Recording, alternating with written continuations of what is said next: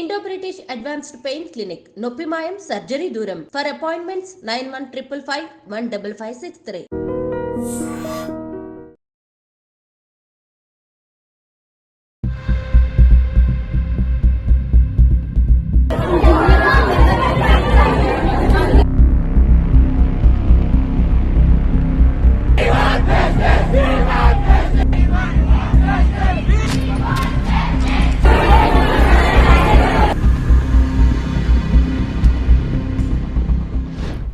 నమస్తే, welcome to I dream.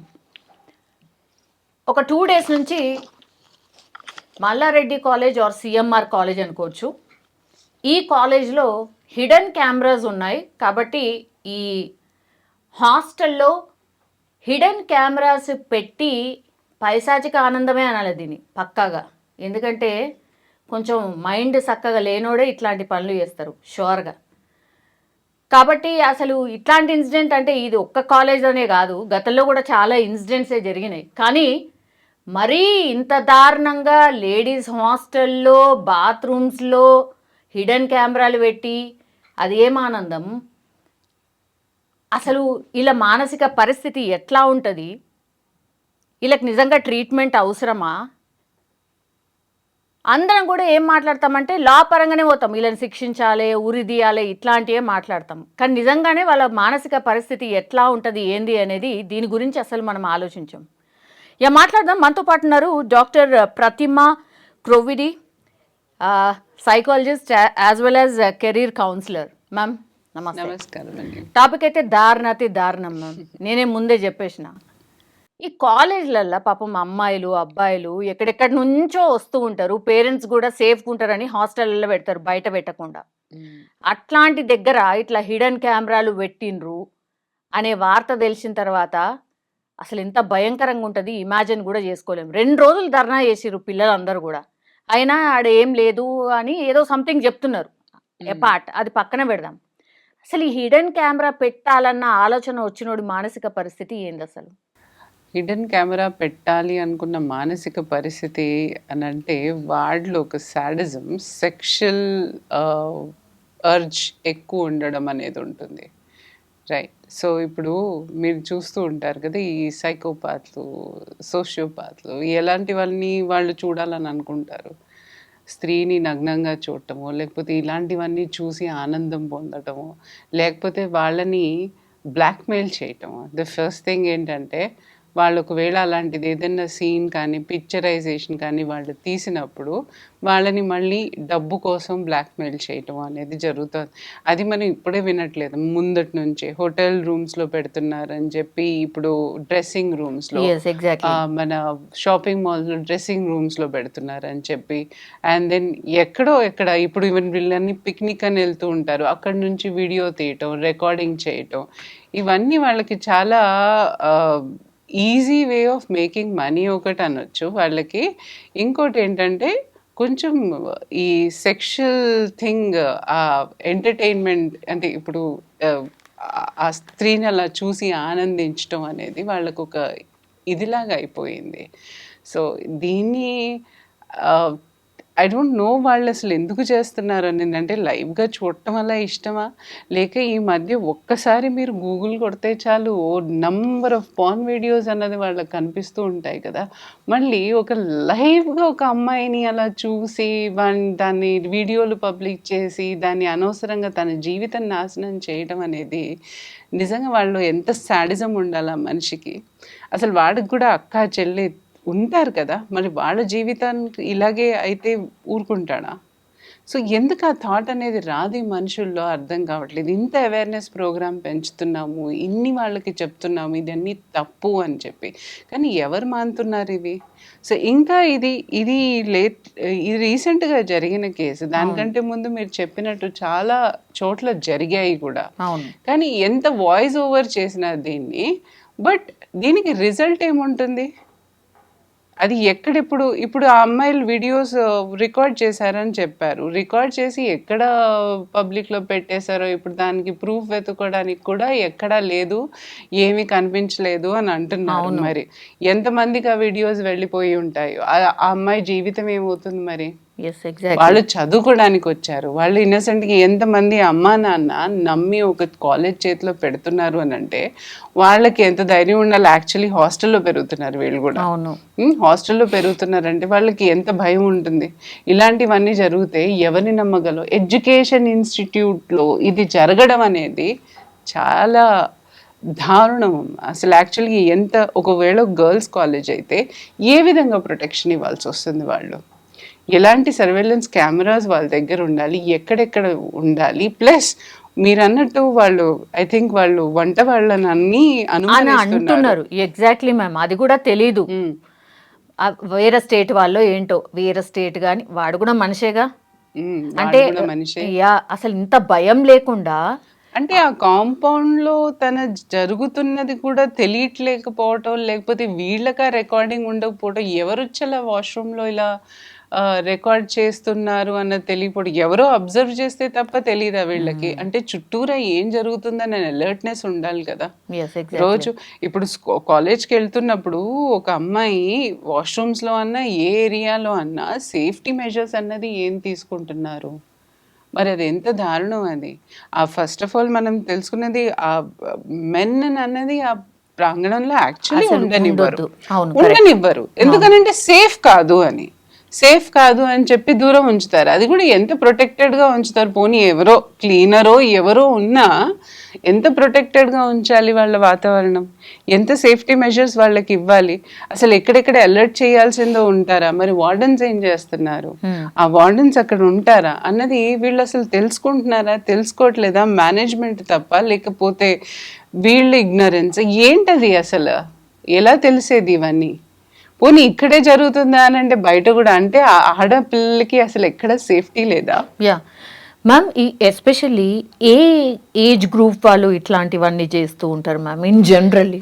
ఇది ఏ age group వాళ్ళన్నా చేయొచ్చమ్మా. ఈ మధ్య ఏజ్తో ఏం సంబంధం? 60 ఏళ్ళు ముసలాళ్ళు సహితంగా ఇలాంటి పైశాచికత్వం ఉన్నవాళ్లే మీరు చూస్తుంటే. ఇప్పుడు మొన్న రీసెంట్గా నేను ఒక కేసు విన్నాను. దీంట్లో 60 ఏళ్ళ ముసలాయన, 60 ఏళ్ళ ముసలాయనకు కూడా అవసరమా అమ్మ?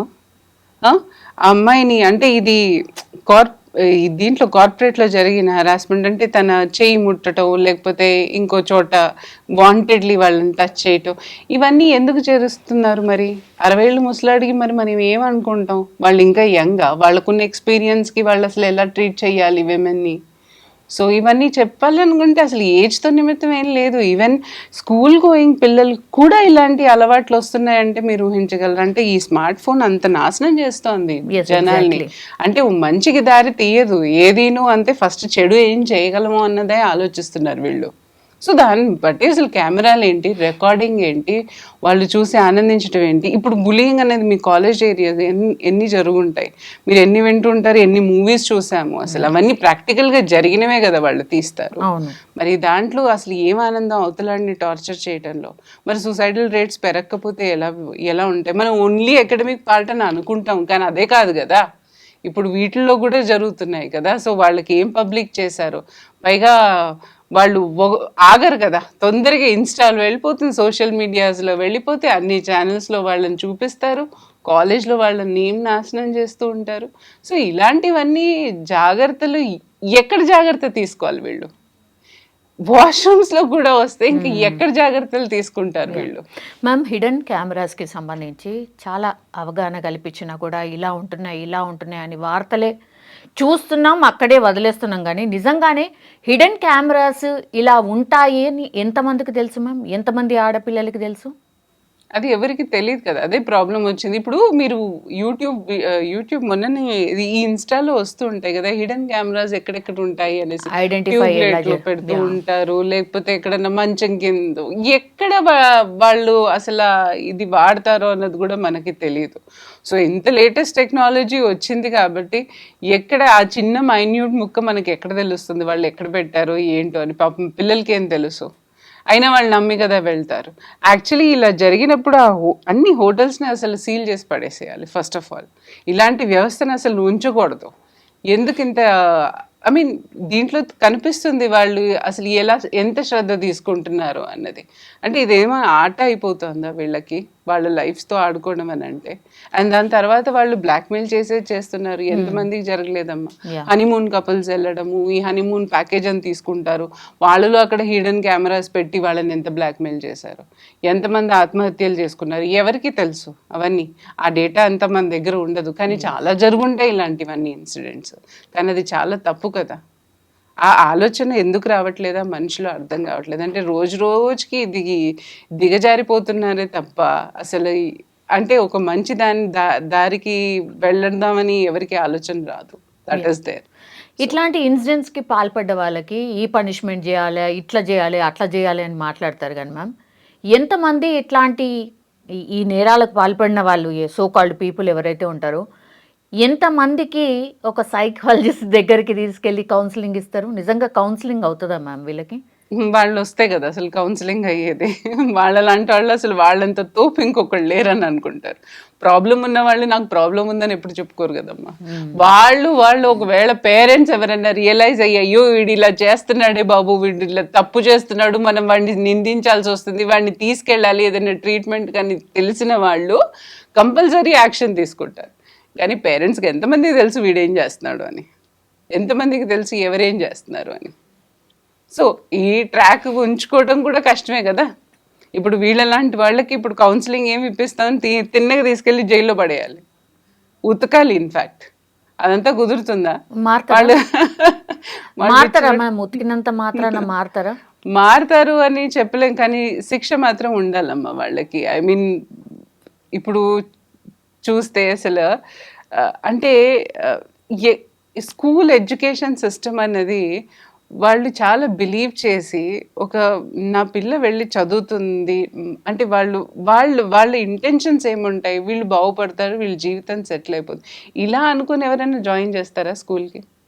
స్కూల్స్ కానీ కాలేజ్ కానీ ఇంకా పంపించడానికి కూడా ఇప్పుడు కూడా భయపడతారు, మళ్ళీ వెనకని చేస్తున్నారంటే. అసలే లేక ఇప్పుడు ఆడపిల్లలందరూ చదువుతున్నారు, వాళ్ళు కూడా ముందుకు వస్తున్నారు. ఇప్పుడు కదా సొసైటీ కొంచెం చేంజ్ వాళ్ళు కూడా మారుతుంది.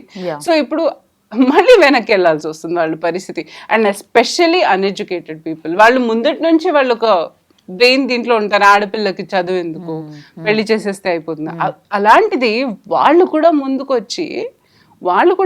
వచ్చి చదివిస్తున్నారు. మా పిల్లలు సెటిల్ అవ్వాలి, ఆడపిల్లలు కాదు మగపిల్లలు కాదు, ఈక్వల్గా అవ్వాలి అన్న దీనికి ఇప్పుడు ఇవన్నీ ఇన్సిడెంట్స్ చూసుకుంటే వాళ్ళలో ధైర్యం ఉంటుందా? పోనీ వాళ్ళలో అంత డబ్బు ఉంటుందా వెళ్ళి పోట్లాడడానికి? ఇప్పుడు 2 రోజులు పోట్లాడతారమ్మా, 3వ రోజు మళ్ళీ ఇది నార్మల్ అయిపోతుంది. ఏ కేసు నెగ్గగలిగింది ఈ వరల్డ్లో? ఏ కేసు నెగ్గింది? ఈ ఇన్సిడెంట్స్ మొత్తం అంతా అంటే ఇట్లాంటి వాటికి పాల్పడ్డవా ఒక సెక్షన్ ఆఫ్ పీపుల్ అనుకుందాం మ్యామ్. నిజంగా ఇట్లాంటి ఎడ్యుకేషన్ అంటే ఈ పైశాచిక ఆనందం లేకుండా ఉండడానికి ఇట్లాంటి ఎడ్యుకేషన్ ఏ ఏజ్ నుంచి అవసరం నిజంగా చెప్పాలంటే? కూడా ఈ పిచ్చి పిచ్చి కథలని వాడకుండా ఉండాలంటే నేను అంటాను వాళ్ళకి చిన్నప్పటి నుంచే, ఐ థింక్ బార్న్ కిడ్స్ నుంచి ఒకళ్ళొకళ్ళు ఎలా రెస్పెక్ట్ ఇచ్చుకోవాలో అన్నది వాళ్ళకి నేర్పాల్సిన అవసరం ప్రతి తల్లిదండ్రులకు ఉంది. అబ్బాయి అని వదిలేయడం కాదు, అమ్మాయి అని ఇలా పెంచడం కాదు, ఇద్దరికీ పద్ధతులు నేర్పించాలి. ఇద్దరికి ఒకళ్ళనొకళ్ళు రెస్పెక్ట్ చేయటం నేర్పించాలి. అంటే నువ్వు ఎక్కువ తక్కువ అని కాదు. అక్కడ సమానత్వం ఉన్న సమానత్వంలో మనం ఫస్ట్ మనలో మానవత్వం చూసుకుని కరెక్ట్గా వాల్యూస్, మన కల్చర్ ఏంటి అన్నది ఇన్కల్కేట్ చేసి వాళ్ళల్లో ఒక డిసిప్లిన్ అన్నది తీసుకురావాలి ప్రతి పిల్లల్లోనూ. ఇది ఒక ఏజ్ గ్రూప్ అని కాదు, మనకు చిన్నప్పటి నుంచి అది అలవాటు చేస్తే సాటి మనిషిని రెస్పెక్ట్ చేయకుండా వాడికి వాల్యూ ఇవ్వకుండా మనం ఏం చేస్తున్నాం? ఇది what is this behaviour called? అంటే సైడిజమా ఇది? ఒకళ్ళని ఎక్స్పోజ్ చేయడం అనేది సైడిజమే. నిజంగా ఒకళ్ళని నగ్నంగా చూసి నువ్వు 10 మందికి వీడియో పడేస్తున్నావు అని అంటే నువ్వు సైడిస్ట్వే. నీకు మంచి అలవాట్లు ఏం లేదు కదా, మరి మంచి డిసిప్లిన్ లేదు నీకు అసలు ఎలా రెస్పెక్ట్ ఇవ్వాలో అవుతులాడని తెలియదు మరి. సో నీకు చిన్నప్పటి నుంచే ఆ బేస్, ఆ ఫౌండేషనే లేకపోతే నువ్వు పెద్ద అయిన తర్వాత ఏం పెట్టుకుంటావు అవన్నీ? ఆ ఫౌండేషన్స్, ఆ వాల్యూస్ అనేది చిన్నప్పటి నుంచి పిల్లలకి కరెక్ట్గా ఇవ్వగలిగితే పెద్ద అయిన తర్వాత తప్పు చేయాలన్నా 1-2 సార్లన్నా వాడు ఆలోచిస్తాడు, అయ్యో మా అమ్మ నాన్న ఇది నేర్పించలేదే, మా అమ్మ నాన్న ఇది నేర్పించలేదే, వీడెవడో వచ్చాడు, వీడెవడో చెడగొడుతున్నాడని నేను ఇలా చేయకూడదే అన్నది వాళ్ళలో ఎక్కడో అక్కడ థాట్ వస్తుంది. అప్పుడు కనీసం ఒక 100% అని నేను చెప్పను, కనీసం 50% అన్న వాడు ఆలోచించే ఇది వస్తుంది. సో కాబట్టి ఇప్పుడు ఫౌండేషన్ లెవెల్ నుంచే వాళ్ళని కరెక్ట్గా గైడెన్స్ ఇవ్వడం అనేది పేరెంట్స్ చేయాల్సిన పని. అండ్ పేరెంట్సే కదమ్మా, స్కూల్స్లో కూడా ఆ డిసిప్లిన్ అనేది, ఆ రెస్పెక్ట్ అనేది ఈచ్ అదర్ ఇచ్చుకోవాలి అంతే. Good touch and bad touch ఈ ఎడ్యుకేషన్ అయితే కొంతవరకు చేస్తున్నారు మ్యామ్, కానీ అడల్ట్ ఎడ్యుకేషన్ అనేది ఏ స్టేజ్ నుంచి స్టార్ట్ చేయాలి? నిజంగానే నా మోహం గుడ్ టచ్ బ్యాడ్ టచ్ చేస్తున్నారు, నిజంగా చెప్తున్నాను. శాస్త్రానికి అన్నీ చేయటం, ఏదో ఒక చేసామా, ఒక పని అయిపోయిందా, మా సిలబస్లో ఒక సిలబస్ ఫినిష్ అయిపోయిందా అన్నట్టు ఉంటున్నారే తప్ప కరెక్ట్గా అసలు గుడ్ టచ్ బ్యాడ్ టచ్ అనేది ఏం తెలుస్తుంది పిల్లలకి? ఏం తెలుస్తుంది వాళ్ళకి? 7th క్లాస్ అమ్మాయిని మొలెస్ట్ చేశారు, 6th క్లాస్ అమ్మాయిని మొలెస్ట్ చేశారు, అసలు తెలియకుండానే ఇంట్లో వాళ్ళే చేస్తున్నారు, లేకపోతే చుట్టాలు కానివ్వండి, వాళ్ళ అంకుల్స్ కానివ్వండి, ఎవరు ఎలా టచ్ చేస్తున్నారో అన్నది వాళ్ళకి అర్థం కాని ఏజ్లో నువ్వు నేర్పుతున్నావు, కరెక్ట్గా నేను నేర్పుతున్నావా లేదా? ఆ అవేర్నెస్ పిల్లలకి పెంచడం కాదు, అక్కడ ఫస్ట్ తల్లిదండ్రులకి చెప్పాలి. ఎవరితో వాళ్ళని వదిలిపెట్టచ్చు, ఎవరితో వాళ్ళని వదిలిపెట్టకూడదు, అసలు ఎలాంటి సర్కమ్స్టాన్స్లో పిల్లల్ని ఉంచాలి, ఎలాంటి ఎన్వైర్న్మెంట్ అనేది క్రియేట్ చేయాలి ఇంట్లో, ఎవరికి తెలుసు అది? పిల్లల్ని విచ్చలవిడిగా మేము ఉద్యోగాలు పోతాం, ఎవరితో అంటే వీళ్ళు ఏదో కేర్ టేకర్స్తోనో వీళ్ళతో పెడితే ఎవరు ఏం చేస్తున్నారో అన్నది ఆ చిన్నపిల్లలకి ఏం తెలుస్తుందమ్మా? ఏం తెలుస్తుంది? అవేర్నెస్ ఎక్కడి నుంచి రావాలి? ఎందుకు చేస్తున్నారు స్కూల్స్లో అవేర్నెస్? పేరెంట్స్ని పిలిచి ఎలాంటి ఎన్వైర్న్మెంట్ మీ పిల్లలకి ఇవ్వాలి, ఎలాంటిది నేర్పించాలి వాళ్ళకి అనేది ఎవరు చెప్తున్నారు? ఇప్పుడు గుడ్ టచ్ బ్యాడ్ టచ్ మీరు ఇటు వెళ్ళొద్దు అటు వెళ్ళొద్దు అని అంటాం వాళ్ళని, కానీ చిన్నప్పటి నుంచే సొసైటీ అంటే ఇది అని భయం చూపిస్తున్నామా? వాడికి ఎక్కడ కాన్ఫిడెన్స్ వస్తుంది బయటికి వెళ్ళడానికి ఒంటరిగా? మరి ట్రావెల్ చేయాల్సింది వాడు, కరెక్టే కదా? సో ఎంతవరకు ఇవ్వాలి, ఎలా ఇవ్వాలి, ఎవరికి ఇవ్వాలి ఫస్ట్ అన్నది స్కూల్స్ నేర్చుకోవాలి. అంటే పిల్లల్ని కూర్చోబెట్టి నాన్న ఇది గుడ్ టచ్, నాన్న ఇది బ్యాడ్ టచ్ అంటే వాడు ఏం పట్టించుకోడు, పెద్ద వచ్చేదేం లేదు అక్కడ. కిండర్గార్టెన్ పిల్లలు ఫస్ట్ ఆఫ్ ఆల్ పేరెంట్స్ దగ్గర నుంచి ఎడ్యుకేట్ చేయండి. తర్వాత ఈ ఊహ వచ్చిన తర్వాత ఎలా ప్రవర్తించుకోవాలి, రిలేషన్షిప్ అంటే ఏంటి, ఎలా ఒకళ్ళకొకళ్ళు గౌరవించుకోవాలి, మనం ఏంటి అసలు, ఫస్ట్ జెండర్ కాదు అక్కడ రావాల్సింది. ఫస్ట్ ఆఫ్ ఆల్ కావాల్సింది ఒక హ్యూమన్ నేచర్ ఏంటి, హ్యూమన్స్ ఎలా ఉంటారు, వాళ్ళ వాల్యూస్ ఏంటి, మన కల్చర్స్ ఏంటి, ఫస్ట్ అది నేర్పించడానికి ట్రై చేయాలి. అది చేస్తే డెఫినెట్గా ఎక్కడో అక్కడ నేనంటే 100% అక్కడికను బాగుపడరు. ఒకళ్ళొకళ్ళు చూసి నాశనం అయిపోవడమే ఉంటుంది. మన దాంట్లో మంచి నేర్చుకోవడం చాలా తక్కువ, చెడు ఇట్లాగే పట్టేస్తాం. కాబట్టి కనీసం కొంతవరకన్నా వాళ్ళు డెవలప్ అయ్యే ఛాన్సెస్ ఉంటాయి, కొంతవరకన్నా వాల్యూస్ ఇస్తాం, కొంతవరకన్నా వాడు ఒక తప్పు పని చేసేటప్పుడు ఆలోచించే ప్రయత్నం అన్నా చేస్తాడు. అది మెయిన్. లాస్ట్లీ ఇట్లాంటి సైకోపాత్ల నుంచి అంటే తప్పించుకోవడం ఎట్లా? ఆడపిల్లలు ఫస్ట్ గుర్తించుకోవాల్సింది బేసిక్. సైకోపాత్లని గుర్తించడం చాలా చాలా కష్టం అమ్మా, చాలా చాలా కష్టం. నిజం, వాళ్ళు ఎలా మ్యానిప్యులేట్ చేస్తారో మీకు తెలీదు, కానీ వాళ్ళ పైశాచిత్వం ఎప్పుడు బయటపడుతుందంటే ఎప్పుడైతే మీరు వాళ్ళ మాటకి నో అంటారో అప్పుడు మొదలెడతారు వాళ్ళ అస్సలు రూపం అప్పుడు తెలుస్తుంది మీకు. సైకోపాత్లు కానివ్వండి, సోషియోపాత్లు కానివ్వండి, ఫస్ట్ ఆఫ్ ఆల్ వాళ్ళకి ఏదో ఒక పగ పెట్టుకుంటారు. మీరు సినిమాల్లో చూస్తే మీరు వాళ్ళ అమ్మ ఏదో చేసి ఉంటుంది, వాళ్ళ నాన్న ఏదో కొట్టుంటాడు, వాళ్ళ అమ్మ ఏదో ద్రోహం చేసి ఉంటుంది, లేకపోతే ఇంకొకళ్ళతోనూ పారిపోయి ఉంటుంది, వాళ్ళకి ఒకలాంటి టాక్సిక్ ఎన్వైర్న్మెంట్ అంటారు చూడండి, అలాంటి ఎన్వైర్న్మెంట్లో పెరిగి వచ్చిన వాడికి ఆడవాళ్ళంటే ఒకలాంటి ఏమంటారు హేట్రెడ్ ఉంటుంది, అంటే అసహ్యం అనమాట. కాబట్టి ఒక్కొక్కరిని పట్టుకొని చాలా ప్రేమగా వాళ్ళని లాక్కొని దాని తర్వాత ఆ ఎపిసోడ్లు చూపించి తర్వాత ముంచేస్తారు వాళ్ళని. సో ఈ సేడిస్ట్ ఉన్న వాళ్ళు కానివ్వండి, ఇలాంటి సైకోపాత్లు, సోషియోపాత్లు ఈజీగా ఐడెంటిఫై చేయడం అనేది చాలా చాలా కష్టం. సో చాలా కేర్ఫుల్గా ఉండాలి. మ్యానిప్యులేటివ్ బిహేవియర్ మనకు తెలిసిపోతుంది. అట్లీస్ట్ మనకు ఆ పర్సన్ కంఫర్టబుల్గా లేడు మనం మాట్లాడటానికి కూడా కొంచెం ఆలోచించాలంటే ఫస్ట్ రిలేషన్షిప్లో కానీ వేటిలో కానీ దూకేటప్పుడు 10 సార్లు ఆలోచించాల్సిన అవసరం ఈ కాలంలో అయితే ఉంది. అప్పుడు మన వాళ్ళు వేరు, మన వాళ్ళు చూసింది వేరు, మనం చూసే సంబంధాలు చేసుకునే వాళ్ళు, లేకపోతే 10 మందిని అడిగేవాళ్ళు ఈ ఫ్యామిలీస్ ఎలా ఉంటాయి, ఇది ఎలా ఉంటాయి. కానీ ఇప్పుడు ఎలా జరుగుతున్నాయి? ఇప్పుడు జరగట్లేదు అలా. We have our own choice, freedom ఉంది కాబట్టి అమ్మాయి తన చాయిస్ చూసుకుంటుంది, అబ్బాయిలు వాళ్ళ చాయిస్లు చూసుకుంటున్నారు. సో ఎలాంటి వాళ్ళు వస్తారన్నది మనం కూడా అంత ఎక్స్పీరియన్స్ అయితే కానీ చెప్పలేము. సో ఏదైనా సరే జాగ్రత్తగా ఉండి కొంచెం రిలేషన్షిప్కి టైం ఇస్తే తప్ప ఆ మనిషి తత్వం కంప్లీట్గా తెలిసాక రిలేషన్షిప్లో వెళ్ళటం అనేది చాలా ఉత్తమం అంట. సో ఆ కాలం వచ్చేసింది ఇప్పుడు, ఆ కాలం వచ్చేసింది. సో ఈజీగా మనం ఎవరికి పడిపోలేము. ఈజీగా పడిపోయినా వెనక బ్యాక్ ఎండ్లో ఇదిగోండి ఇలాంటివన్నీ జరగడం చాలా ఎక్కువ అవుతున్నాయి. Okay ma'am, thank you so much.